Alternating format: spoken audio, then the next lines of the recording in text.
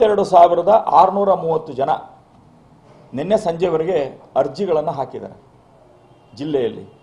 ಅದರಲ್ಲಿ ನಗರ ಪ್ರದೇಶದಲ್ಲಿ, ಹುಬ್ಬಳ್ಳಿ ಧಾರವಾಡದ ನಗರ ಪ್ರದೇಶದಲ್ಲಿ 36,859 ಜನ ಅರ್ಜಿಗಳನ್ನು ಹಾಕಿದ್ದಾರೆ. ಸೊ ಈ ಅರ್ಜಿದಾರರು ಯಾರಿದ್ದಾರೆ ಅವ್ರಗಳದ್ದು ವೆರಿಫಿಕೇಶನ್ಸ್ ಎಲ್ಲವನ್ನು ಮಾಡಿದ್ಮೇಲೆ ಈ ಸ್ಕೀಮ್ನ ಲಾಗು ಮಾಡುವಂಥ ಒಂದು ಕೆಲಸವನ್ನು ಮಾಡಲಾಗುತ್ತೆ. ಉದ್ದೇಶ ಇರುವಂಥದ್ದು, ಈ ಯೋಜನೆ ಇರುವಂಥದ್ದು ಮುಂದಿನ 5 ವರ್ಷಗಳ ಕಾಲಕ್ಕೆ, ಅಂದರೆ 2028ರ ಡಿಸೆಂಬರ್ 30ನೇ ತಾರೀಕುವರೆಗೆ ಮೊದಲನೇ ಹಂತದ ಯೋಜನೆ ಲಾಗುವಲ್ಲಿರುತ್ತೆ.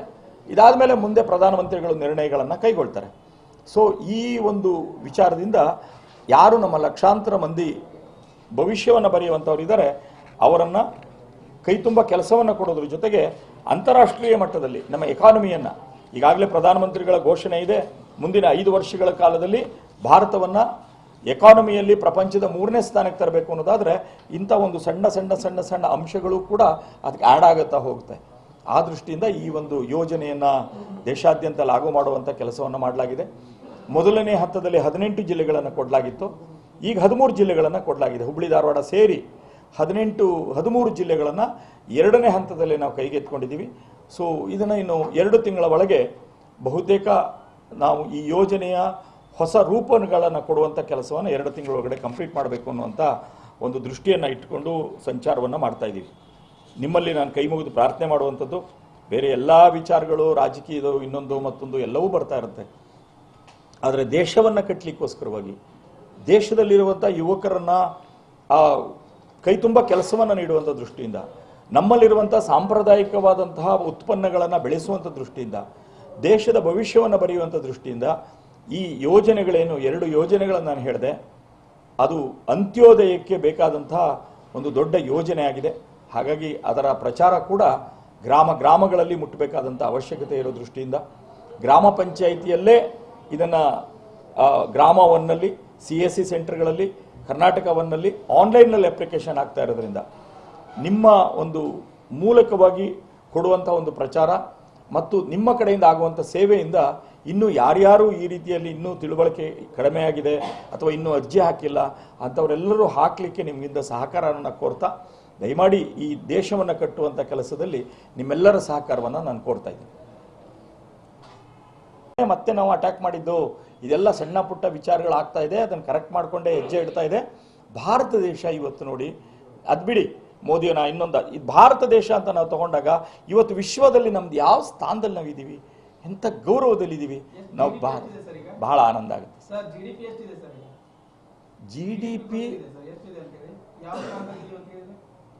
ಜಿ ಡಿ ಪಿನಲ್ಲಿ ಇವತ್ತು ನಾವು ಚೈನಾದಲ್ಲಿ ನೀವು ಆಗಲೇ ನೋಡಿದ್ರಿ, ಅಮೆರಿಕ ದೇಶದವರು ಈಗಾಗಲೇ ಅದಕ್ಕೆ ಸಂಬಂಧಪಟ್ಟಂಥ ಸರ್ವೆಯನ್ನು ಮಾಡಿ ಇರುವಂಥ ಅವರ GDPಯ ಗ್ರೋತನ್ನು 30% ಎನ್ಹಾನ್ಸ್ ಮಾಡಿ ಹೇಗೆ ಸಮಾಜಕ್ಕೆ ಕೊಟ್ಟರು ಅಂತ ನೋಡಿದೆ. ನಮ್ಮದು ಸ್ವತಂತ್ರ ಭಾರತದ ಒಂದು ದೇಶ, ಯಾರು ಎಲ್ಲಿ ಬೇಕಾದರೂ ಏನು ಬೇಕಾದ್ರೂ ತಗೋಬೋದಾಗಿದೆ. ಆದರೆ ಇಂಥ ಕ್ರಿಟಿಕಲ್ ಸಿಚುಯೇಷನಿನ ನಂತರದಲ್ಲೂ, ಕೋವಿಡಿನ ನಂತರದಲ್ಲೂ ಕೂಡ ಭಾರತದ ಎಕಾನಮಿ ಯಾವ ರೀತಿಯಲ್ಲಿ ಉಳ್ಕೊಂಡು ಬಂದಿದೆ, ಎಕಾನಮಿ ಪ್ರಪಂಚದಲ್ಲಿ ಸೌಂಡ್ ಆಗಿದೆ ಅಂತೇಳಿ ಮೊನ್ನೆ ಇಂಟರ್ನ್ಯಾಷನಲ್ ಮಾನಿಟರಿ ಫಂಡ್ ಕೊಟ್ಟಿರುವಂಥ ವರದಿಯನ್ನು ನೀವೇ ವರದಿ ಮಾಡಿದ್ದೀರಿ. ಅದನ್ನು ನೋಡಿದಾಗ ಅದನ್ನು ಯಾರೂ ಹೇಳಿ ಬರೆಸ್ಕೊಳ್ಳುವಂಥದ್ದಲ್ಲ. ಅದು ವಿಶೇಷವಾಗಿ ಇಂಟರ್ನ್ಯಾಷನಲ್ ಮಾನಿಟರಿ ಫಂಡು ಈ ರೀತಿ ಅಪ್ರಿಸಿಯೇಷನ್ ಮಾಡೋದೇ ಕಡಿಮೆ, ಅಂಥದ್ರಲ್ಲಿ ಭಾರತ ದೇಶ ಮಾಡಿದೆ ಅಂದರೆ we should be very proud. ನಾನು ಕೇವಲ ಒಬ್ಬರ ಬಗ್ಗೆ ಮಾತಾಡ್ತೀನಿ ಸರ್. ಇವತ್ತು ಕರೆಕ್ಟ್ ಸರ್, ತಾವು ಹೇಳೋದು ಸರಿ ಇದೆ. ಆದರೆ ಇವತ್ತು ನಾವು ಯಾರೋ ದೇಶದಲ್ಲಿ ಇವತ್ತು ಬಂದಂಥವ್ರು ಅಲ್ಲಲ್ಲ ಸರ್, ಫ್ಯೂಯಲ್ ನಾನು ಅದನ್ನೇ ಹೇಳಕ್ ಬಂದೆ ಸರ್. ಗ್ಯಾಸು ಅಲ್ಲಲ್ಲ, ಇಲ್ಲಿವರೆಗೆ ಆಗಿದ್ದಂಥ ವರ್ಲ್ಡ್ ಮಾರ್ಕೆಟಲ್ಲಿ ನಮ್ಮ ಶೇಕಡ ಬಂದಂಥ 70-72% ನಮ್ಮ ಫಾರಿನ್ ಫಂಡ್ ನಮ್ಮ ಹತ್ರ ಏನಿದೆ ಅದನ್ನು ಅದಕ್ಕೆ ಹಾಕ್ತಾ ಇದ್ದೀವಿ. ಅದರಿಂದ ರುಪಿನ ಅದು ಹಾಗೆ ಆಗುತ್ತಲ್ಲ ಸರ್. ಸಾಮಾನ್ಯ ಕಾರ್ಯಕರ್ತರನ್ನ ಬಿಜೆಪಿ ಅವ್ರ ಬಾಯಲ್ಲಿ ಕೇಳಿ ರಾಮ ಮಂದಿರ, ಚೈನಾ, ಪಾಕಿಸ್ತಾನ, ಬಾಬ್ರಿ ಮಸೀದಿ ಇವೇನು ಅನ್ಕೊಂಡು ನೀವು ಚೈನಾನೇ ಮಾತಾಡ್ತೀರಿ, ಪಾಕಿಸ್ತಾನನೇ ಮಾತಾಡ್ತೀರಿ, ಇದನ್ನ ಬಿಟ್ಟು ಬೇರೆ ಏನೈತೆ ಸರ್? ನಾನು ಅದು ಮಾತಾಡೇ ಇರಲಿಲ್ಲ. ನೀವು ಪ್ರಶ್ನೆ ಕೇಳಿದ್ರಿ ಅಂತ ಉತ್ತರ ಹೇಳಿದೆ. ಆದ್ರೆ ಇಲ್ಲಿ ಒಂದು ನಿಮಿಷ ಕೈ ಮುಗಿತೀನಿ.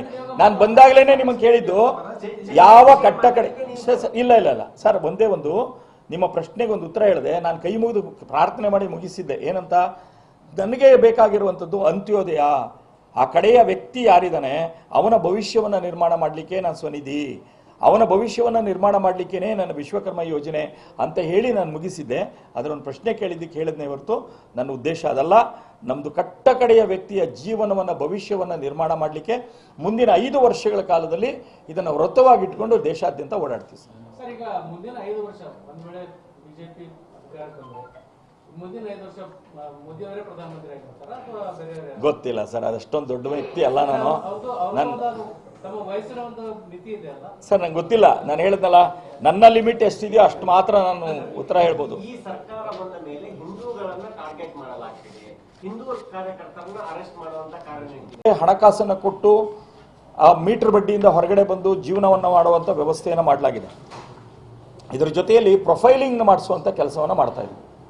ಅಂದರೆ ಆ ಕುಟುಂಬದ ಆರ್ಥಿಕ, ಶೈಕ್ಷಣಿಕ ಮತ್ತು ಸಾಮಾಜಿಕ ಅವರ ಸ್ಥಿತಿಗತಿಗಳೇನು, ಆ ಕುಟುಂಬದಲ್ಲಿ ಎಷ್ಟು ಜನ ಇದ್ದಾರೆ, ಅವರು ವಿದ್ಯಾವಂತರಾಗಿರೋರು ಎಷ್ಟು ಜನ ಇದ್ದಾರೆ, ಅಲ್ಲಿ ಅನ್ಎಂಪ್ಲಾಯ್ಡ್ ಎಷ್ಟು ಜನ ಇದ್ದಾರೆ, ಶಾಲೆಗೆ ಹೋಗುವಂಥ ಮಕ್ಕಳುಗಳು ಎಷ್ಟು ಎಲ್ಲೆಲ್ಲಿಗೆ ಹೋಗ್ತಾ ಇದ್ದಾರೆ, ಮತ್ತು ಆರೋಗ್ಯದ ಸಮಸ್ಯೆ ಯಾರ್ದಾರು ಕುಟುಂಬದಲ್ಲಿ ಇದೆಯಾ, ಈ ಎಲ್ಲ ಮಾಹಿತಿಗಳನ್ನು ತೆಗೆದುಕೊಂಡು ಅದನ್ನು ಜನವರಿ 30ನೇ ತಾರೀಕಿನ ಒಳಗೆ ಏನು 24,000 ಕುಟುಂಬಗಳಿದೆ ಆ ಕುಟುಂಬಗಳ ಮಾಹಿತಿಯ ಪ್ರೊಫೈಲಿಂಗನ್ನು ಇವತ್ತು ಮಾಡಲಿಕ್ಕೋಸ್ಕರವಾಗಿ ಈಗಾಗಲೇ ಕೇಂದ್ರದಿಂದ ಸೂಚನೆಯನ್ನು ಕೊಟ್ಟು ಹಣಕಾಸನ್ನು ಬಿಡುಗಡೆ ಮಾಡಾಗಿದೆ.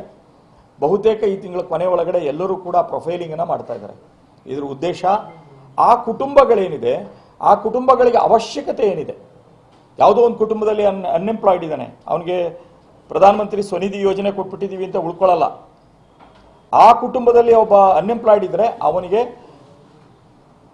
ಇವತ್ತು ಬಡತನ ನಿರ್ಮೂಲನಾ ಯೋಜನೆ ಅಂತ ಏನು ಕೊಟ್ಟಿದ್ದೀವಿ, ಅದರಲ್ಲಿ ಅರ್ಬನ್ ಅವ್ರಿಗೆ ಕೊಡುವಂಥ ನಲ್ಮ್ ಯೋಜನೆ ಏನಿದೆ, ಆ ಯೋಜನೆ ಅಡಿನಲ್ಲಿ ಯಾವ ಯೋಜನೆಗಳನ್ನು ಲಾಗು ಮಾಡಬಹುದು ಆ ಕುಟುಂಬಕ್ಕೆ ಅನ್ನುವಂಥ ಎಲ್ಲ ಕಾರ್ಯಗಳನ್ನು ಮಾಡುವಂಥದ್ದು ನಡೆಯಿತು. ಸೊ ಈ ದೃಷ್ಟಿಯಿಂದ ವಿಶೇಷವಾಗಿ ದೀನ್ ದಯಾಳ್ ಅಂತ್ಯೋದಯ ಯೋಜನೆ ಅಡಿನಲ್ಲಿ ನ್ಯಾಷನಲ್ ಅರ್ಬನ್ ಲೈವ್ಲಿಹುಡ್ ಮಿಷನ್ಸ್ ಏನಿದೆ ಅದರ ಅಡಿನಲ್ಲಿ ಸ್ವನಿಧಿ ಯೋಜನೆಯಲ್ಲೂ ಕೂಡ 25 ವರ್ಗಗಳನ್ನು ತರೋದ್ರ ಜೊತೆಗೆ ಇನ್ನುಳಿಕೆ ಯಾವ್ದಾದ್ರು ವರ್ಗಗಳು ಉಳಿದಿದೆಯಾ ಅಂದರೆ ಅದನ್ನು ಅವರ ಜೊತೆಗೆ ತಂದು ಟೋಟಲ್ ಆ ಒಂದು ನಮ್ಮ ಉದ್ದೇಶ ಏನಿದೆ ಬಡತನ ರೇಖೆಯಿಂದ ಮೇಲ್ಗಡೆ ತರುವಂಥ ವ್ಯವಸ್ಥೆ ಏನಿದೆ ಅದಕ್ಕೆ ರೂಪವನ್ನು ಕೊಡುವಂಥ ಕೆಲಸವನ್ನು ಸ್ವನಿಧಿ ಯೋಜನೆ ಅಡಿನಲ್ಲಿ ಮಾಡಲಾಗಿದೆ. ನಾನು ಹುಬ್ಬಳ್ಳಿ ಧಾರವಾಡದ ಎಲ್ಲ ನಗರ ಪಾಲಿಕೆಯಲ್ಲಿರುವಂಥ ಸದಸ್ಯರುಗಳಿಗೆ, ಆಯುಕ್ತರಿಗೆ ಎಲ್ರಿಗೂ ಒಂದು ಅಭಿನಂದನೆಯನ್ನು ಸಲ್ಲಿಸಿದೆ. ಕಾರಣ ಅಂತಂದರೆ ಈಗ ಕೊಟ್ಟಂಥ 8 ಯೋಜನೆಗಳಲ್ಲಿ 6 ಯೋಜನೆಗಳನ್ನು 100% ಮಾಡಿದ್ದಾರೆ. ನಾವು 8 ಯೋಜನೆಗಳನ್ನು ಕೊಟ್ಟಿದ್ದೀವಿ, ಇನ್ಶೂರೆನ್ಸನ್ನು ಕೊಡುವಂಥದ್ದಿರ್ಬೋದು, ಪೆನ್ಷನ್ ಯೋಜನೆ ಒಂದು ಬಿಟ್ಟು ಉಳಿಕೆ ಎಲ್ಲದರಲ್ಲೂ ಕೂಡ ಇವತ್ತು 100% ಸಾಧನೆಯನ್ನು ಮಾಡಿದ್ದಾರೆ. ಆ ದೃಷ್ಟಿಯಿಂದನೇ ಇವತ್ತು ಹುಬ್ಬಳ್ಳಿ ಧಾರವಾಡವನ್ನು ಈ ರೀತಿಯಲ್ಲಿ ದೇಶಾದ್ಯಂತ ಯಾರು ಪ್ರಗತಿಯನ್ನು ಸಾಧಿಸಿದರೆ ಅವ್ರಿಗೋಸ್ಕರವಾಗಿ ಕೇಂದ್ರ ಸರ್ಕಾರ ಒಂದು ಸ್ಪಾರ್ಕ್ ಅವಾರ್ಡ್ ಅಂತ ಕೊಡುತ್ತೆ. ಆ ರೀತಿಯಾದಂಥ ಒಂದು ಸ್ಪಾರ್ಕ್ ಅವಾರ್ಡ್ಗೆ ಹುಬ್ಬಳ್ಳಿ ಧಾರವಾಡವನ್ನು ಕೂಡ ಸೇರಿಸಬೇಕಂತ ಹೇಳಿ ಒಂದು ಕೇಂದ್ರ ಸರ್ಕಾರಕ್ಕೆ ಮನವಿಯನ್ನು ಮಾಡುವಂಥ ಕೆಲಸವನ್ನು ಕೂಡ ನಾವು ಮಾಡ್ತಾ ಇದ್ದೇವೆ. ಬಹಳ ಆನಂದ ಆಯಿತು. ಅದರ ಜೊತೆಯಲ್ಲೇ ಕೆಲವು ವಿಶೇಷವಾದಂಥ ಒಂದು ಕಾರ್ಯಕ್ರಮಗಳನ್ನು ಕೂಡ ಮಾಡಲಿಕ್ಕೆ ಅವ್ರ ಜೊತೆಯಲ್ಲಿ ಚರ್ಚೆಯನ್ನು ಮಾಡಿದ್ದೇವೆ. ಇದು ಒಂದು ಭಾಗ. ಆದರೆ ಎರಡನೇದು ವಿಶೇಷವಾಗಿ ವಿಶ್ವಕರ್ಮ ಯೋಜನೆ. ಈ ದೃಷ್ಟಿಯಿಂದನೂ ಕೂಡ ನನಗೆ ಕರ್ನಾಟಕದ ವಿಶ್ವಕರ್ಮ ಯೋಜನೆಯ ಸಂಚಾಲಕನಾಗಿ ನೇಮಕಾತಿ ಮಾಡಿದಾಗ ನಾನು ತುಂಬ ಸಂತೋಷದಿಂದ ಒಪ್ಕೊಂಡಂಥ ಒಂದು ಕಾರ್ಯ ಇದು. ಸಹಜ, ರಾಜಕೀಯದಲ್ಲಿ ಏರುಪೇರುಗಳು ಇನ್ನೊಂದು ಮತ್ತೊಂದು ನಮ್ಮ ಬದುಕಿನಲ್ಲಿ ಎಲ್ಲವೂ ಆಗುತ್ತೆ. ಆದರೆ ಯಾರ್ಯಾರು ನಾವೆಲ್ಲ ಹಳ್ಳಿಯಿಂದ ಬಂದಂಥವ್ರು, ನಮ್ಮ ಊರುಗಳಲ್ಲಿ ನಮ್ಮ ಮನೆ ಹಿಂಭಾಗದಲ್ಲೇ ನೇಕಾರರ ಬೀದಿ, ಅದ್ರ ಹಿಂಭಾಗದಲ್ಲಿ ಕುಂಬಾರರ ಬೀದಿ, ಅದ್ರ ಹಿಂಭಾಗದಲ್ಲಿ ಆಚಾರ್ಯರ ಬೀದಿ, ಈ ರೀತಿಯಲ್ಲಿ ಆ ವ್ಯವಸ್ಥೆಯಲ್ಲಿ ಹಳ್ಳಿಯಿಂದ ಬಂದಂಥವ್ರು. ಆದರೆ ದಿನೇ ದಿನೇ ದಿನೇ ದಿನೇ ಅದು ಕ್ಷೀಣವಾಗ್ತಾ ಇದೆ ಅನ್ನುವಂಥ ದೃಷ್ಟಿಯನ್ನು ಇಟ್ಕೊಂಡು ಪ್ರಧಾನಮಂತ್ರಿಗಳು ವಿಶ್ವಕರ್ಮ ಯೋಜನೆಯನ್ನು ಅವರ ಹುಟ್ಟುಹಬ್ಬದ ದಿವಸ ಸೆಪ್ಟೆಂಬರ್ 17ನೇ ತಾರೀಕು ಲಾಂಚ್ ಮಾಡಿದ್ರು. ಆ ದಿವಸ ನನ್ನ ಪುಣ್ಯ ನಾನೂ ಕೂಡ ಆ ಕಾರ್ಯಕ್ರಮದಲ್ಲಿ ಭಾಗಿಯಾಗುವಂಥ ಒಂದು ಅವಕಾಶ ನನಗೆ ಬಂದಿತ್ತು. ಆ ದೃಷ್ಟಿಯಲ್ಲಿ ಯಾವ್ಯಾವ ವರ್ಗಗಳು 18 ವರ್ಗಗಳಂತ ನಾವು ಕರಿತಾ ಇದ್ದೀವಿ. ಮನೆಯಲ್ಲಿ ಬೊಂಬೆ ಮಾಡುವಂಥವ್ರು ಇರ್ಬೋದು, ಅಥವಾ ಹೇರ್ ಕಟಿಂಗ್ ಸಲೂನ್ನಲ್ಲಿ ತನ್ನ ವೃತ್ತಿಪರವಾದಂಥ ಕೆಲಸವನ್ನು ಮಾಡ್ಕೊಂಬಂಥವ್ರು, ದರ್ಜಿಗಳು, ಹಾಗೆ ಬಟ್ಟೆಯನ್ನು ಒಗೆದುಕೊಡೋದ್ರಲ್ಲೇ ತಮ್ಮ ಜೀವನವನ್ನು ಕಳೆದಿರುವಂತಹ ಸಮಾಜದವರಿದ್ದಾರೆ. ಈ ರೀತಿಯಲ್ಲಿ ಆ ವೃತ್ತಿಯನ್ನು ಮಾಡ್ತಾ ಬರ್ತಾ ಇರುವಂಥವ್ರು ಯಾರ್ಯಾರಿದ್ದಾರೆ ಅಂಥವ್ರನ್ನ ಗುರುತು ಮಾಡಿ ಅವ್ರ ಮನೆಯಲ್ಲಿರುವಂಥ ಯುವಕರುಗಳು ಯುವತಿಯರು ಯಾರು ಈ ಕೆಲಸವನ್ನು ಕಸಬನ್ನು ಮುಂದುವರಿಸ್ಕೊಂಡು ಹೋಗ್ಬೇಕಂತ ಆಸೆ ಪಡ್ತಾ ಇದ್ದಾರೆ ಅವರೆಲ್ಲರನ್ನೂ ಕೂಡ ಸೆಲೆಕ್ಟ್ ಮಾಡಿ ಇಡೀ ದೇಶದಲ್ಲಿ ಈ ಕುಲ ಕೆಸಬನ್ನು ಕೈಯಲ್ಲಿ ಮಾಡುವಂಥ ಕೆಲಸಗಳನ್ನೇನಿದೆ ಅದನ್ನು ಮುಂದುವರಿಸುವಂಥ ಒಂದು ದೊಡ್ಡ ವಿಚಾರವನ್ನು ಇಟ್ಕೊಂಡು ಪ್ರಧಾನಮಂತ್ರಿಗಳು ಮೊದಲನೆಯ ಹಂತದಲ್ಲಿ ದೇಶದಲ್ಲಿ 30 ಲಕ್ಷ ಜನವನ್ನು ಕುಟುಂಬಗಳನ್ನು ಇದಕ್ಕೆ ಸೆಲೆಕ್ಟ್ ಮಾಡಬೇಕನ್ನುವಂಥ ಒಂದು ವಿಚಾರವನ್ನು ಇಟ್ಕೊಂಡು 13,000 ಕೋಟಿ ರೂಪಾಯಿಗಳ ಹಣವನ್ನು ತೆಗೆದಿಟ್ಟಿದ್ದಾರೆ ಈಗಾಗಲೇ. ಆ ದೃಷ್ಟಿಯಲ್ಲಿ ಈಗಾಗಲೇ ಕರ್ನಾಟಕ ರಾಜ್ಯದ ಎಲ್ಲ ಜಿಲ್ಲೆಗಳ ಪ್ರವಾಸವನ್ನು ನಾನು ಕಂಪ್ಲೀಟ್ ಮಾಡಿದ್ದೇನೆ. ಒಂದು ಈ ಯೋಜನೆ ಅಡಿನಲ್ಲಿ ಗುರು ಶಿಷ್ಯರ ಸಂಬಂಧವನ್ನು ಈಗ ಉದಾಹರಣೆಗೆ ಶಿಲ್ಪಿ ಇದ್ದಾರೆ, ನಮಗೊಂದು ಸೌಭಾಗ್ಯ, ಮೈಸೂರಿನ ನನ್ನ ಸ್ನೇಹಿತ ಒಬ್ಬ ಶಿಲ್ಪಿ ಮಾಡದಂತಹ ರಾಮ್ಲಾಲ ಇವತ್ತು ಇತಿಹಾಸವನ್ನು ಬರಿತಾ ಇದೆ ಎಂದಾಗ ಅದೇ ರೀತಿಯಲ್ಲಿ ಅವ್ರ ಹತ್ರ 10 ಜನ ಕೆಲಸ ಮಾಡ್ತಾ ಇದ್ದಾರೆ ಈಗ ಹುಡುಗರುಗಳು. ಅವ್ರಿಗೆ ನಾವು ವಿಶ್ವಕರ್ಮ ಯೋಜನೆಯನ್ನು ಕೊಡೋದು ಅಂತಂದಾಗ ಆನಂದ ಆಗುತ್ತೆ ಅವರಿಗೆ. ಅದೇ ರೀತಿಯಲ್ಲಿ ಈ ರೀತಿಯಾದಂಥ ವೃತ್ತಿಗಳನ್ನು ಯಾರ್ಯಾರು ಮಾಡ್ತಾ ಇದ್ದಾರೆ ಅವ್ರನ್ನ ಹುಡುಕಿ ಕೊಡುವಂಥ ಕೆಲಸವನ್ನು ಇವತ್ತು ಮಾಡ್ತಾ ಇದ್ದೀವಿ. ಅದರಲ್ಲಿ ಸಂತೋಷ ಆಗುತ್ತೆ. ಕರ್ನಾಟಕ ರಾಜ್ಯ ಇಡೀ ದೇಶದಲ್ಲಿ ಇಲ್ಲಿವರೆಗೆ 60 ಲಕ್ಷ ಜನ ಅರ್ಜಿಗಳನ್ನು ಹಾಕಿದ್ದಾರೆ. ಅದರಲ್ಲಿ ಕರ್ನಾಟಕ ಹೈಯೆಸ್ಟ್. ನಿನ್ನೆ ಸಂಜೆವರೆಗೆ ಸುಮಾರು 19.5 ಲಕ್ಷ ಜನ ಕರ್ನಾಟಕದಲ್ಲಿ ಈ ರೀತಿಯಾದಂಥ ವೃತ್ತಿ ಮಾಡ್ತಾ ಇದ್ದಾರಲ್ಲ ಅವ್ರುಗಳು ಅರ್ಜಿಯನ್ನು ಸಲ್ಲಿಸಿದ್ದಾರೆ. ಆ ರೀತಿಯಾದಂಥ ಯಾವ್ಯಾವ ಕೆಲಸಗಳಿದೆ ಯಾರ್ಯಾರು ಸಲ್ಲಿಸಿದ್ದಾರೆ ಅವರೆಲ್ಲರಿಗೂ ಕೂಡ ವಿಶೇಷವಾಗಿ ಸೆಲೆಕ್ಷನ್ ಮಾಡೋ ದೃಷ್ಟಿಯಿಂದ ಜಿಲ್ಲಾಧಿಕಾರಿಗಳ ಅಧ್ಯಕ್ಷತೆಯಲ್ಲಿ 8 ಜನದ ಸಮಿತಿಯನ್ನು ಮಾಡಲಾಗಿದೆ. District industry centre general manager ಇರ್ತಾರೆ, ಬ್ಯಾಂಕಿನ ಅಧಿಕಾರಿ ಇರ್ತಾರೆ, MSME ಅಧಿಕಾರಿ ಇರ್ತಾರೆ. ಅದರ ಜೊತೆಯಲ್ಲಿ 3 ಜನ ನಾನ್ ಅಫಿಷಿಯಲ್ ಮೆಂಬರ್ಗಳು ಕೂಡ ಆ ಕಮಿಟಿ ಒಳಗಡೆ ಇದ್ದಾರೆ. ಅವರುಗಳು ಈ ಒಂದು ವೃತ್ತಿಪರವಾದಂತಹ ಯಾರ್ಯಾರು ಇದ್ದಾರೆ ವೆರಿಫಿಕೇಶನ್ ಅನ್ನು ಮಾಡಿ ಅವ್ರನ್ನ ಸೆಲೆಕ್ಟ್ ಮಾಡುವಂಥ ಕೆಲಸವನ್ನು ಮಾಡ್ತಾರೆ. ಯಾರ್ಯಾರು ಸೆಲೆಕ್ಟ್ ಆಗ್ತಾರೆ ಅವರುಗಳಿಗೆ ಈ ವೃತ್ತಿಪರವಾದಂತಹ ಒಂದು ಟ್ರೈನಿಂಗು, ಇದನ್ನು ಕ್ವಾಲಿಟಿಯನ್ನು ಹೇಗೆ ಮೇಂಟೈನ್ ಮಾಡಬೇಕಂತ ಹೇಳಿ ಕೊಡುವಂಥದ್ದೊಂದು, ಆನ್ಲೈನ್ ಮಾರುಕಟ್ಟೆಯನ್ನು ಮಾಡುವಂಥದ್ದು, ವಿಶ್ವ ಮಾರುಕಟ್ಟೆಯಲ್ಲಿ ಹೇಗೆ ಅದನ್ನು ತಮ್ಮನ್ನು ತಾವು ತೊಡಗಿಸ್ಕೋಬೇಕನ್ನುವಂಥದ್ದು, ಈ ರೀತಿಯಾದಂಥ ವಿವಿಧವಾದಂತಹ ನೈಪುಣ್ಯತೆಯನ್ನು ಕೊಡುವಂತಹ ಒಂದು ಶಿಕ್ಷಣವನ್ನು ಒಂದು ವಾರದ ಕೊಡುತ್ತೆ. ಅವ್ರು ಯಾರ್ಯಾರಿಗೆ ಶಿಕ್ಷಣ ಆಗುತ್ತೆ ಅವರೆಲ್ಲರಿಗೂ ಕೂಡ ಈ ಯೋಜನೆ ಅಡಿನಲ್ಲಿ ಸರ್ಟಿಫಿಕೇಟನ್ನು ಕೇಂದ್ರ ಸರ್ಕಾರದವರೇ ಕೊಡ್ತಾರೆ. ಅದಲ್ಲದೆ ಅವ್ರಿಗೊಂದು ID ಕಾರ್ಡ್ಗಳನ್ನು ಕೊಡಲಾಗುತ್ತೆ. ಅದರ ಜೊತೆಯಲ್ಲೇ ಯಾರಿಗೆ ಟ್ರೈನಿಂಗ್ ಆಗುತ್ತೋ ಅವರುಗಳಿಗೆ ಪ್ರತಿ ದಿವಸ 500 ರೂಪಾಯಿ ಸ್ಟೈಫಂಡಿನ ಜೊತೆಯಲ್ಲಿ ಊಟ ತಿಂಡಿ ವ್ಯವಸ್ಥೆಗಳು ಎಲ್ಲವನ್ನೂ ಮಾಡಲಾಗುತ್ತೆ. ಜೊತೆಗೆ 15,000 ರೂಪಾಯಿಗಳನ್ನು ಕಿಟ್ಗಳನ್ನು ಕೊಂಡ್ಕೊಳ್ಳಿಕ್ಕೆ, ಟೂಲ್ ಕಿಟ್ಸ್ ಕೊಂಡ್ಕೊಳ್ಳಿಕ್ಕೆ 15,000 ರೂಪಾಯಿಗಳನ್ನು ಅವ್ರಿಗೆ ಉಚಿತವಾಗಿ ಕೊಡಲಾಗುತ್ತೆ. ಇದಲ್ಲದೆ ಯಾರಿಗೆ ಟೂಲ್ ಕಿಟ್ಗಳನ್ನು ನಾವು ಕೊಡ್ತೀವಿ, ಸರ್ಟಿಫಿಕೇಟ್ಸ್ ಇಶ್ಯೂ ಆಗುತ್ತೋ ಅವರಿಗೆ ಅವರ ಅಕೌಂಟ್ಗೆ 1 ಲಕ್ಷ ರೂಪಾಯಿಗಳನ್ನು ಬಂಡವಾಳವನ್ನಾಗಿ ಕೊಡಲಾಗುತ್ತೆ. ಆ 1 ಲಕ್ಷ ರೂಪಾಯಿಗಳಿಗೆ 18 ತಿಂಗಳ ಕಾಲದಲ್ಲಿ ಅವರು ಯಾವುದೇ ಗ್ಯಾರಂಟಿ ಇಲ್ಲದೆ ಕೊಡುವಂಥ ಹಣ, ಅದನ್ನು 18 ತಿಂಗಳ ಕಾಲದಲ್ಲಿ ತೀರಿಸ್ತಾರೆ. 8% ಬಡ್ಡಿಯನ್ನು ನೇರವಾಗಿ ಕೇಂದ್ರ ಸರ್ಕಾರ ತಾವೇ ಕಟ್ಟಿಕೊಡ್ತಾರೆ. ಉಳಿದಂಥ 2% 3% ಏನಿದೆ ಅದನ್ನು ಅವ್ರು ಕಟ್ಟಬೇಕಾಗಿರುತ್ತೆ. 1 ಲಕ್ಷ ತೀರಿಸಿದವ್ರಿಗೆ 2 ಲಕ್ಷ, 2 ಲಕ್ಷ ತೀರಿಸಿದವ್ರಿಗೆ 5 ಲಕ್ಷ ರೂಪಾಯಿಗಳನ್ನು 10 ಲಕ್ಷ ರೂಪಾಯಿನವರೆಗೆ ಕೊಡಲಿಕ್ಕೋಸ್ಕರವಾಗಿ ಒಂದು ಚಿಂತನೆಯನ್ನು ಮಾಡಲಾಗಿದೆ, ಆ ಯೋಜನೆಯನ್ನು ತಯಾರು ಮಾಡಲಾಗಿದೆ. ಈ ಒಂದು ದೃಷ್ಟಿಯನ್ನು ಇಟ್ಟುಕೊಂಡು ಆ ಕುಲ ಕಸುಬುಗಳನ್ನು ಇಂಪ್ರೂವ್ಮೆಂಟ್ ಮಾಡುವಂಥ ದೃಷ್ಟಿಯಿಂದ ಈ ಯೋಜನೆಯನ್ನು ಲಾಗು ಮಾಡಬೇಕು ಅಂತ ಹೇಳಿ ಇವತ್ತು ವಿಶೇಷವಾಗಿ ಎಲ್ಲ ಸಮಾಜಗಳು ಮತ್ತು ವ್ಯವಸ್ಥೆಗಳು ಇದರ ಜೊತೆಯಲ್ಲಿ ಎಲ್ಲ ಜನಪ್ರತಿನಿಧಿಗಳನ್ನು ಜೋಡಿಸ್ಕೊಳ್ಳೋದ್ರ ಜೊತೆಗೆ ಅಧಿಕಾರಿಗಳು ಇದರ ಜೊತೆಯಲ್ಲಿ ಸೇರಿ ಕೆಲಸವನ್ನು ಮಾಡಬೇಕನ್ನುವಂಥ ಒಂದು ವಿಚಾರವನ್ನು ಇಟ್ಕೊಂಡು ನಾವು ಇವತ್ತು ಎಲ್ಲ ಜಿಲ್ಲೆಗಳಲ್ಲೂ ಪ್ರವಾಸವನ್ನು ಮಾಡ್ತಾ ಇದ್ದೇನೆ.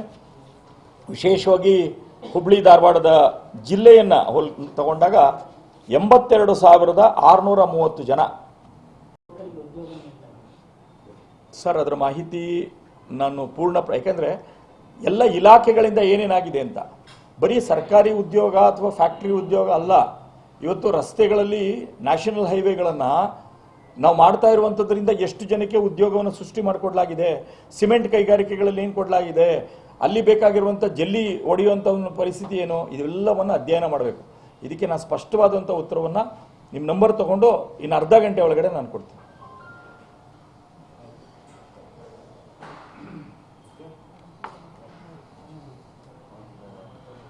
ರಾಜಕೀಯಕ್ಕೆ ಬರೋದಾದ್ರೆ ಭಾರತೀಯ ಜನತಾ ಪಕ್ಷ ನಿಮ್ಮ ಕಾಲದ ಭಾರತೀಯ ಜನತಾ ಪಕ್ಷವಾಗಿ ಉಳಿದಿಲ್ಲ. ಏನ್ ಸೊಲ್ಯೂಷನ್ ಹೋಗ್ಬೋದು ಅಂತ, ಯಾಕಂದ್ರೆ ಪರಸ್ಪರ ಒಬ್ಬರದೊಬ್ಬರು ಕಾಲು ಹೇಳ್ಕೊಂತಾನೆ ಇರ್ತಿದ್ದಾರೆ ಬಿಜೆಪಿ. ನಿಜ, ಅದು ಜೀವನ, ಮನುಷ್ಯನ ಜೀವನ ಹೇಗಾಗಿದೆಯೋ ಅದೇ ರೀತಿಯಲ್ಲಿ ಎಲ್ಲ ಕಡೆನೂ ಆಗುತ್ತೆ. ವ್ಯಕ್ತಿಯ ಜೀವನದಲ್ಲೂ ಹೇಗೆ ಬದಲಾವಣೆಗಳಾಗಿದೆಯೋ ಹಾಗೆ ಬದಲಾವಣೆ ಆಗಿದೆ. ಎಸ್, ನೀವು ಹೇಳಿದ್ದನ್ನು ನಾನು ಆನಂದ ಪಡ್ತೀನಿ. ನಾವೆಲ್ಲ ಪಕ್ಷದ ಸಾಮಾನ್ಯ ಬೂತಿನ ಕಾರ್ಯಕರ್ತನಾಗಿ ಬಂದಾಗ, ಅದಾದಮೇಲೆ ರಾಜ್ಯದ ಯುವ ಮೋರ್ಚಾ ಅಧ್ಯಕ್ಷನಾಗಿದ್ದಾಗ ನಾನು ಏನನ್ನು ಎಂಜಾಯ್ ಮಾಡ್ತಾ ಇದ್ನೋ ಅದು ಮಾಡೋಕ್ಕಾಗಿಲ್ಲ ಅನ್ನೋದು ನಿಜ ಇದೆ. ಆದರೆ ಅದೇ ಕೊನೆ ಅಲ್ಲ. ಈಗ ಉದಾಹರಣೆಗೆ 30 ವರ್ಷಗಳ ಕಾಲದಿಂದ ಶಾಸಕನಾಗಿ ಇಡೀ ರಾಜ್ಯದಲ್ಲಿ ಡೆವಲಪ್ಮೆಂಟಿನ ವರ್ಕನ್ನು 80,000 ಕುಟುಂಬದಲ್ಲಿ 70,000 ಕುಟುಂಬಕ್ಕೆ ಕೇಂದ್ರ ರಾಜ್ಯದ ಯೋಜನೆಯನ್ನು ಕೊಟ್ಟಂಥ ಕ್ಷೇತ್ರ ಅಂತ ಹೇಳಿ ಇಡೀ ದೇಶದಲ್ಲಿ ನನ್ನನ್ನು ಗುರುತು ಮಾಡಿದರು. ಸಂಘಟನೆಯ ದೃಷ್ಟಿಯಿಂದ ನಮ್ಮಲ್ಲಿ 11,200 ಪೇಜ್ಗಳಿತ್ತು ಮತದಾರರ ಪಟ್ಟಿಯಲ್ಲಿ. 44,000 ಜನ ಪೇಜ್ ಪ್ರಮುಖರನ್ನ ನಿರ್ಮಾಣ ಮಾಡಿದ್ವಿ ನಾವು. ಆದರೂ ಪಕ್ಷ ಅಲ್ಲಿಂದ ಇಲ್ಲಪ್ಪ ನೀನು ಬೇರೆಯವನಿಗೆ ಅವಕಾಶ ಮಾಡಿಕೊಡು ಅಂದಾಗ ನಾನು ಅದನ್ನು ನಮ್ಮಲ್ಲಿ ಮೈಸೂರು ನಗರದ ಅಧ್ಯಕ್ಷನಿಗೆ ಅದನ್ನು ಬಿಟ್ಟು ನಾನು ಇಂಥ ಸೇವಾ ಕಾರ್ಯದಲ್ಲಿ ನಾನು ತೊಡಗಿಸ್ಕೋತೀನಿ ಅನ್ನುವಂಥ ಮನಸ್ಸಿನ ಸ್ಥಿತಿಗೆ ಬರುವಂಥದ್ದು ಸಂಸ್ಕಾರದಿಂದನೇ. ನಿಜ, ಆ ರೀತಿಯಾದಂಥ ಬೆಳೆಸುವಂಥ ವ್ಯವಸ್ಥೆಗಳಿದೆ. ಅದರ ಜೊತೆಯಲ್ಲಿ ಅದೇ ನಮ್ಮ ಚಾಲೆಂಜಸ್ ಅಂತಲೂ ಬರುತ್ತೆ. ಈಗ ನಮ್ಮಲ್ಲಿ 6 ಜಿಲ್ಲೆಗಳಲ್ಲಿ 36 ಕ್ಷೇತ್ರಗಳಲ್ಲಿ ಎಲ್ಲೂ ಗೆಲ್ಲಿಲ್ಲ. ನಮ್ಮದೊಂದೇ ಕ್ಷೇತ್ರ ಗೆದ್ದಿದ್ದು. ಅದನ್ನು ನನ್ನ ಜವಾಬ್ದಾರಿ. ಅಲ್ಲಿ ರ್ಯಾಲಿಯಲ್ಲಿ ಬಂದಾಗ ನಮ್ಮ ಜೀವನದ ಒಂದು ಪುಣ್ಯ. 1.5 ಗಂಟೆಗಳ ಕಾಲ ಪ್ರಧಾನಮಂತ್ರಿಗಳು ನಮ್ಮನ್ನು ಕರ್ಕೊಂಡು ರ್ಯಾಲಿಯಲ್ಲಿ ಸುತ್ತಿಸ್ಕೊಂಡು ಕೆಳಗಡೆ ಇಳಿದಾಗ ಜಿತಾಕೆ ಆನ ಅಂತ ಒಂದು ಪದ ಹೇಳಿದರು. ಅದಷ್ಟೇ ನಮಗೆ ಬೇಕಾಗಿರುವಂಥದ್ದು, ನಮ್ಮ ಜೀವನ ಅಲ್ಲ. ಎಸ್, ನಾವು ಗೆಲ್ಲಿಸಿ ಕರ್ಕೊಂಡೋಗಿ ಅವ್ರನ್ನ ಅಲ್ಲಿಗೆ ನಿಲ್ಲಿಸಿದ್ವಿ. ಇದು ಭಾರತೀಯ ಜನತಾ ಪಕ್ಷದ ಸಂಸ್ಕೃತಿ. ಅದನ್ನು ಹೊಸದಾಗಿ ತರಲಿಕ್ಕೆ ಬೇಕಾದಂಥ ಎಲ್ಲ ಪ್ರಯತ್ನವನ್ನು ನಮ್ಮ ಅಧ್ಯಕ್ಷರು ಬಂದಿದ್ದಾರೆ, ಯುವಕ ಇದ್ದಾರೆ, ಅವ್ರ ಜೊತೆಯಲ್ಲೇ ಜೋಡಿಸ್ಕೊಂಡು ನಾವು ಅದೇ ರೀತಿಯಾದಂಥ ಒಂದು ಕೇಡರ್ ಬೆಳೀಲಿಕ್ಕೆ ಬೇಕಾದಂಥ ಕೆಲಸವನ್ನು ಮಾಡ್ತೀವಿ. ಮೊದಲು ಭಾರತೀಯ ಜನತಾ ಪಾರ್ಟಿಯಲ್ಲಿ ಪಕ್ಷ ಮೊದಲು ಆಮೇಲೆ ವ್ಯಕ್ತಿ ಅನ್ನುವಂಥ ಒಂದು ಪರಿಕಲ್ಪನೆಯಲ್ಲಿ ಪಕ್ಷ ಸಂಘಟನೆ ಆಗ್ತಾ ಇತ್ತು. ಆದ್ರೆ ಇವಾಗ ವ್ಯಕ್ತಿ ಮೊದಲು ಆಮೇಲೆ ಪಕ್ಷ ಅನ್ನುವ ಇದರಲ್ಲಿ ಬರ್ತಾ ಇದೆ. ಪ್ಲಸ್ ಒಂದು ಫ್ಯಾಮಿಲಿ ಪಾರ್ಟಿ ಇದು ಅನ್ನುವಂತ ಒಂದು ಪಾರ್ಟಿ ಜೊತೆ ನಿಮ್ಮ ಸಂಬಂಧಗಳು ಜೊತೆಗೆ ಇದನ್ನ ಡೈನೆಸ್ಟಿಕ್ ಪಾಲಿಟಿಕ್ಸ್ ಅನ್ನ ಮಾತಾಡ್ತಿರೋರು ಡೈನೆಸ್ಟಿಕ್ ಪಾಲಿಟಿಕ್ಸ್ಗೆನೆ ಒತ್ತು ಕೊಡ್ತಾ ಇರುವಂತ ಈ ಪ್ರಸಕ್ತ ಪರಿಸ್ಥಿತಿಯಲ್ಲಿ ರಾಮದಾಸ್ ಅವರ ವೈಯಕ್ತಿಕ ನಿಲುವು ಇದೆ. ವೈಯಕ್ತಿಕ ನಿಲುವು ಇರೋದಿಷ್ಟೇ, ನಾನು ಸರಿ ಇರಬೇಕು. ವೈಯಕ್ತಿಕವಾಗಿ ನಾನು ಈಗ ಏನು ನನ್ನ ತತ್ವ ಇದೆಯೋ, ವಿಚಾರ ಇದೆಯೋ, ಅದಕ್ಕೆ ನಾನು ಬದ್ಧನಾಗಬೇಕು. ಅದನ್ನು ಆಗುವಂಥ ಪ್ರಯತ್ನವನ್ನು ನಾನು ಮಾಡ್ತಾ ಇದ್ದೇನೆ. ಸಹಜ, ಇದೆಲ್ಲವೂ ಟ್ರಾನ್ಸಿಷನ್ ಪೀರಿಯಡ್. ಇದು ಕ್ರಾಸ್ ರೋಡಲ್ಲಿದ್ದೀವಿ, ಮೇನ್ ರೋಡಿಗೆ ಬರ್ತಾ ಇದ್ದೀವಿ, ಎಲ್ಲವೂ ಸರಿ ಹೋಗುತ್ತೆ.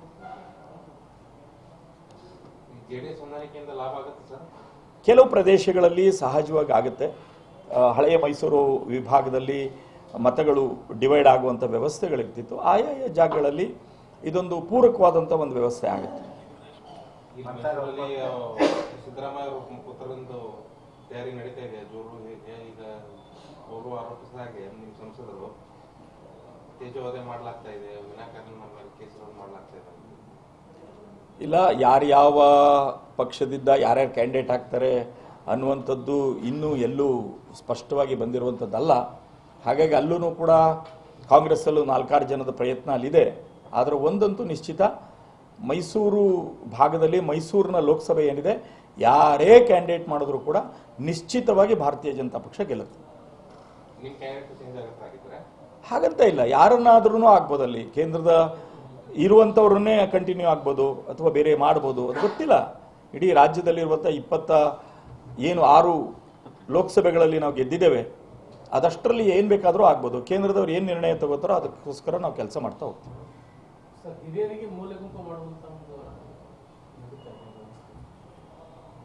ಸರ್, ಎಲ್ಲೋ ಒಂದು ಕಡೆ ಕೆಲವು ಸಂದರ್ಭಗಳಲ್ಲಿ ಯಾವುದೋ ಕಾರಣಗಳಿಗೋಸ್ಕರವಾಗಿ ಒಂದು ಆಗಿರ್ಬೋದು.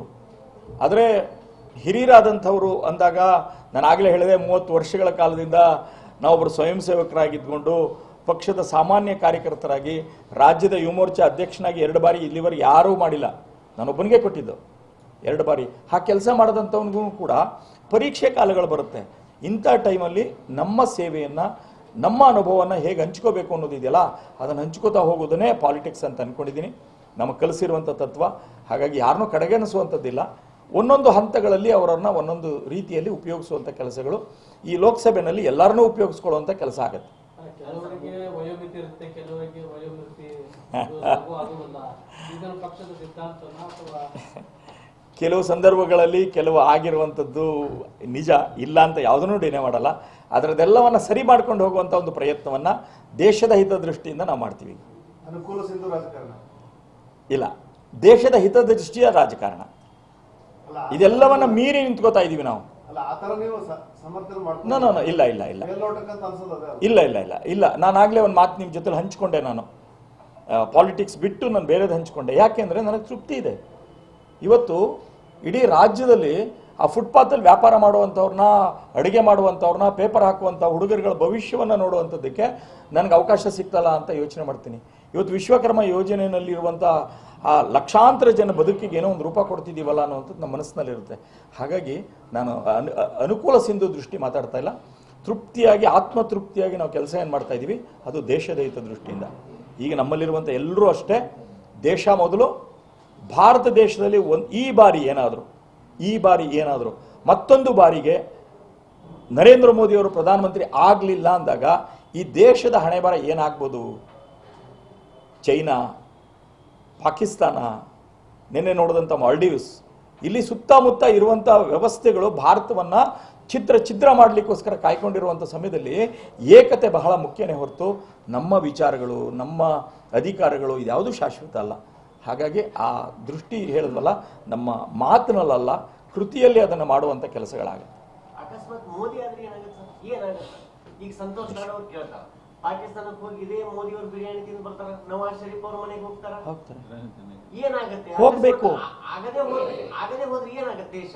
ಇಲ್ಲ, ಮತ್ತೊಬ್ಬರು ಬಂದು ಆ ಜಾಗಕ್ಕೆ ಕುಂದಿರ್ತಾರೆ. ಇಲ್ಲ ಅದೇ ನಮ್ಮೆಲ್ಲಿಂದ ಆಗಿದಂತಹ ಒಂದು ತಪ್ಪು, ಬಹಳ ದೊಡ್ಡ ಸಮಸ್ಯೆ ನಾವು ಎದುರಿಸಿದ್ದೀವಿ ಅಂತಂದ್ರೆ ತಮಗೆ ಗೊತ್ತಿದೆ. ನಮಗೆ ಮನೆಯಲ್ಲಿ ನಮ್ಮ ಮನೆಯಲ್ಲಿ ಏನಾದ್ರು ವ್ಯತ್ಯಾಸ ಆಯಿತು ಅಂದರೆ ಫಸ್ಟ್ ಬರೋರು ನಮ್ಮ ಪಕ್ಕದ ಮನೆಯವರು. ಆ ದೃಷ್ಟಿಯಿಂದನೇ ಮೋದಿಯವರು ಅಲ್ಲಿಗೆ ಹೋಗಿ ಬಂದರು. ಆದರೆ ಇವತ್ತು ಭಾರತ ದೇಶದ ಒಳಗೆ 10 ವರ್ಷಗಳ ಕಾಲದಲ್ಲಿ ನೀವೆಲ್ಲ ಜ್ಞಾನಿಗಳಿದ್ದೀರಾ, ನೀವೆಲ್ಲ ಪ್ರತಿ ದಿವಸ ನೋಡ್ತಾ ಇದ್ದೀರಾ, ಭಾರತ ದೇಶದಲ್ಲಿ ಟೆರರಿಸ್ಟ್ ಆಕ್ಟಿವಿಟೀಸ್ಗಳು ಎಷ್ಟು ಮಟ್ಟಕ್ಕೆ ಕೆಳಗಡೆ ಬಂದಿದೆ ಅನ್ನೋದನ್ನ 10 ವರ್ಷದಲ್ಲಿ ನೀವು ನೋಡಿದ್ದೀರಾ. ಅದಕ್ಕಿಂತ ಮುಂಚೆ ಏನಾಗಿದೆ ಅನ್ನೋದನ್ನ ನೋಡಿದ್ದೀರಾ. ಕಾಶ್ಮೀರದ ಪರಿಸ್ಥಿತಿ ಏನಾಗಿದೆ ಅಂತ ನೀವು ನೋಡಿದಿರಿ. ಇವತ್ತು ಯಾವ ರೀತಿಯಲ್ಲಿ ವಾತಾವರಣ ಇದೆ ಅಂತ ಅಲ್ಲಿ ಆನಂದವನ್ನು ಪಡುವಂಥದ್ದಿದೆ. 2019 ಚುನಾವಣೆ ಬಿಫೋರ್ ಪುಲ್ವಾಮಾ ಅಟ್ಯಾಕ್ ಅವಾಗ ಯಾರಿದ್ರು ಸರ್ ಪಿಎಂ? ಆದರೆ ಒಂದು ನಿಮಿಷ, ಇದು ಆ ಸಂದರ್ಭಗಳಲ್ಲಿ ನಾವು ಆಗಲೇ ಹೇಳಿದ್ವಿ, ಇವತ್ತು ಆ ಬಾರ್ಡರ್ನಲ್ಲಿ 30 ಡಿಗ್ರಿ 40 ಡಿಗ್ರಿ -ಸೆಂಟಿಗ್ರೇಡ್ನಲ್ಲಿರುವಂಥ ಜಾಗಗಳಲ್ಲಿ ಆ ಜಾಗದಲ್ಲಿ ಏನಾಗ್ತಾ ಇದೆ ಅಂತ ನಮಗೆ ಗೊತ್ತಿಲ್ಲದೇನೆ ಚೈನಾ ಮತ್ತು ಪಾಕಿಸ್ತಾನ ಎರಡೂ ಸೇರಿ ಒಳಗಡೆ ಇನ್ಫಿಲ್ಟರ್ ಆಗುವಂಥ ಒಂದು ವ್ಯವಸ್ಥೆಗಳಾಗಿತ್ತು. ಆ ದೃಷ್ಟಿಯಿಂದನೇ ಮತ್ತೆ ನಾವು ಅಟ್ಯಾಕ್ ಮಾಡಿದ್ದು. ಇದೆಲ್ಲ ಸಣ್ಣ ಪುಟ್ಟ ವಿಚಾರಗಳಾಗ್ತಾ ಇದೆ, ಅದನ್ನು ಕರೆಕ್ಟ್ ಮಾಡಿಕೊಂಡೆ. ವಿಶೇಷವಾಗಿ ಕೇಂದ್ರ ಸರ್ಕಾರದ 2 ಯೋಜನೆಗಳ ಅನುಷ್ಠಾನವನ್ನು ನೋಡುವಂಥ ದೃಷ್ಟಿಯಿಂದ ಒಂದೊಂದು ರಾಜ್ಯದಲ್ಲಿ ಒಂದೊಂದು ಯೋಜನೆಗೆ ಒಬ್ಬೊಬ್ಬರು ಸಂಚಾಲಕರನ್ನಾಗಿ ಮಾಡೋ ಮುಖಾಂತರದಲ್ಲಿ ಇದು ಕಟ್ಟಕಡೆಯ ವ್ಯಕ್ತಿಗೆ ಮುಟ್ಟಬೇಕನ್ನುವಂತಹ ಉದ್ದೇಶವನ್ನು ಇಟ್ಕೊಂಡು ನೆಚ್ಚಿನ ಪ್ರಧಾನಮಂತ್ರಿಗಳು ಜವಾಬ್ದಾರಿಯನ್ನು ಕೊಟ್ಟ ಮೇಲೆ ಪ್ರಧಾನಮಂತ್ರಿಗಳ PM ಸ್ವನಿಧಿ ಸೆ PM ಸಮೃದ್ಧಿ ತಕ್ 8 ಯೋಜನೆಗಳನ್ನು ವಿಶೇಷವಾಗಿ ಫುಟ್ಪಾತ್ ವೆಂಡರ್ಗಳಿಗೋಸ್ಕರವಾಗಿ ಇದ್ದಂತಹ ಈ ಯೋಜನೆಯನ್ನು ಪತ್ರಿಕೆ ಹಾಕುವಂತಹ ಪತ್ರಿಕಾ ಹಾಕರ್ಗಳಿಗೆ, ಮಿಲ್ಕ್ ವೆಂಡರ್ಗಳಿಗೆ, ಕೇಟ್ರಿಂಗ್ ವ್ಯವಸ್ಥೆಗಳನ್ನು ಮಾಡಿ ಉದ್ಯೋಗವನ್ನು ಮಾಡುವಂಥವರು, ದೊಡ್ಡ ದೊಡ್ಡ ಛತ್ರಗಳಲ್ಲಿ ಅಡಿಗೆ ಮಾಡುವಂಥವರು, ಬಡಿಸುವಂಥವರು, ಪಾತ್ರೆ ತೊಳೆಯುವಂಥವರು, ಸ್ವಚ್ಛತೆ ಮಾಡುವಂಥವರು, ಅಲ್ಲಿ ಫೋಟೋಗ್ರಾಫರ್ಸ್, ವಿಡಿಯೋಗ್ರಾಫರ್ಸ್, ಫ್ಲವರ್ ಡೆಕೋರೇಟರ್ಸ್, ಈ ರೀತಿಯಲ್ಲಿ ವಿವಿಧ ಸೇವೆಗಳನ್ನು ಮಾಡುವಂಥವರು, ಡೆಲಿವರಿ ಬಾಯ್ಸ್, ವಿವಿಧ ಪದಾರ್ಥಗಳನ್ನು ಮತ್ತು ಪೋಸ್ಟೇಜ್ ಕವರ್ಸ್ಗಳನ್ನು ಈ ರೀತಿಯಲ್ಲಿ ವಿವಿಧ ಪದಾರ್ಥಗಳನ್ನು ಮನೆ ಮನೆಗೆ ಡೆಲಿವರಿ ಮಾಡುವಂಥ ಡೆಲಿವರಿ ಬಾಯ್ಸ್ಗಳು, ಹಾಗೆ ವಿಶೇಷವಾಗಿ ಸಣ್ಣ ಪುಟ್ಟ 1-2 ಟೈಲರಿಂಗ್ ಮಿಷನ್ಗಳನ್ನು ಇಟ್ಕೊಂಡು ಉದ್ಯೋಗವನ್ನು ಮಾಡುವಂಥವರು, ಈ ರೀತಿಯಲ್ಲಿ ವಿವಿಧ ವರ್ಗಗಳಲ್ಲಿ ಬರುವಂಥವರೆಲ್ಲರನ್ನೂ ಕೂಡ 25 ಕ್ಯಾಟಗರಿಗಳಲ್ಲಿ ಬರುವಂಥ ಸೇವಾ ಕ್ಷೇತ್ರದಲ್ಲಿ ಇರುವಂಥವ್ರನ್ನ ಸ್ವನಿಧಿ ಸೇ PM ಸಮೃದ್ಧಿ ತಕ್ 8 ಯೋಜನೆಗಳನ್ನು ಲಾಗು ಮಾಡುವಂಥ ಯೋಜನೆಯನ್ನು ಕೊಡಲಾಯಿತು. ಅದಕ್ಕೆ ಸಂಬಂಧಪಟ್ಟಾಗೆ 4,27,000 ಜನವನ್ನ ಕರ್ನಾಟಕದಲ್ಲಿ ನೋಂದಾವಣೆ ಮಾಡಿಸಿ ಸುಮಾರು 780 ಕೋಟಿ ರೂಪಾಯಿಗಳ ಒಂದು ಸಹಾಯವನ್ನು ನೀಡುವಂಥ ಕೆಲಸ ಇಲ್ಲಿವರೆಗಾಗಿದೆ. ಅದರ ಜೊತೆಯಲ್ಲಿ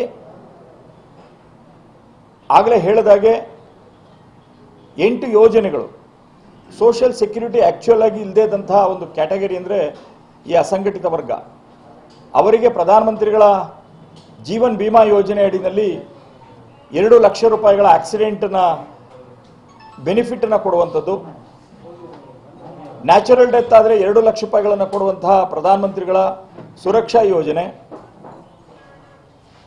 ಹಾಗೆ 60 ವರ್ಷ ಕಳೆದ ನಂತರದಲ್ಲಿ ಇವ್ರ ಜೀವನವನ್ನು ನಡೆಸಲಿಕ್ಕೆ ಆಗಲ್ಲ ಅನ್ನುವಂಥವ್ರಿಗೆ ಪ್ರತಿ ತಿಂಗಳು 3,000 ರೂಪಾಯಿ ಪೆನ್ಷನ್ ಕೊಡುವಂತಹ ಪ್ರಧಾನಮಂತ್ರಿಗಳ ಮನ್ಧನ್ ಯೋಜನೆ,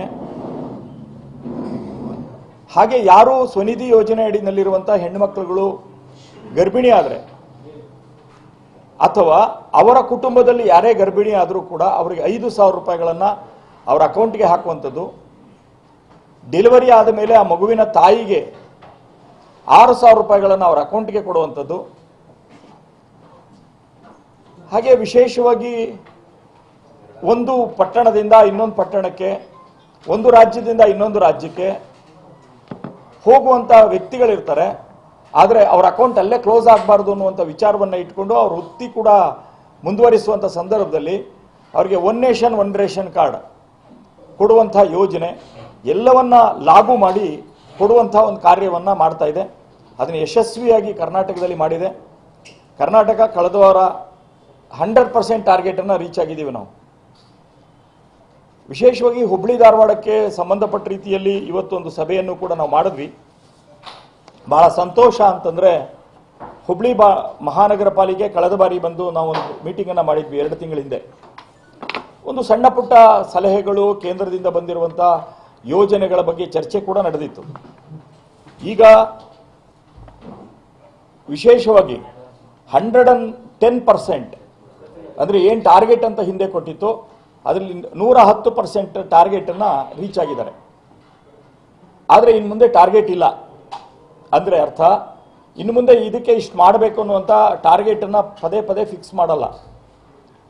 ಯಾರ್ಯಾರು ಒಂದು ಸರ್ಕ್ಯುಲರನ್ನು ಕೊಡಲಾಗಿದೆ ಆ ಸರ್ಕ್ಯುಲರ್ನ ಪ್ರಕಾರದಲ್ಲಿ ಯಾರ್ಯಾರೇ ಎಲಿಜಿಬಲ್ ಇರುವಂಥ ವ್ಯಕ್ತಿಗಳು ಯಾರ್ಯಾರಿದ್ದಾರೆ ಅಂತ ಒಂದು ಸರ್ವೆಯನ್ನು ಕಂಡಕ್ಟ್ ಮಾಡಿ ಎಷ್ಟೇ ಜನ ಎಲಿಜಿಬಲ್ ಇದ್ರೂ ಕೂಡ ಅಷ್ಟು ಜನಕ್ಕೂ ಕೂಡ ಕೊಡಬೇಕು ಅನ್ನುವಂಥ ಒಂದು ನಿರ್ಣಯವನ್ನು ಕೇಂದ್ರ ಸರ್ಕಾರ ತೆಗೆದುಕೊಂಡು ಈಗಾಗಲೇ ಎಲ್ಲ 311 ಲೋಕಲ್ ಬಾಡಿಗಳಿದೆ ಕರ್ನಾಟಕದಲ್ಲಿ, ಅವರೆಲ್ಲರಿಗೂ ಕೂಡ ಆದೇಶವನ್ನು ಕೊಡಲಾಗಿದೆ.